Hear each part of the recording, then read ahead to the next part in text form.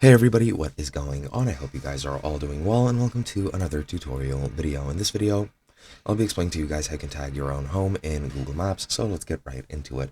Now, to tag your own home, you're just going to add your home address to your account settings under your data in Maps, so let's get right into it. So you can do this on both mobile and PC. It really doesn't matter which profile or which platform you use, so I'll just be using the PC to explain this to you guys, and you just need to access your data in Maps however you want. Now, if you're on mobile, you need to go into your profile picture in the top right. If you're on PC, to the left, and then click on your data in Maps. That's going to bring you to the screen right over here. As you can see, you have Google Wide Info and Controls, and you have your home address option here. So what you're going to do is you're going to find whichever address you want. If you know it by heart, then good for you. But if you don't, just find whichever address. So for example, 123 East 70th Street. I'll just copy this address over here. Then I'm going to go here, go to home, and just paste the address right over here. Click save.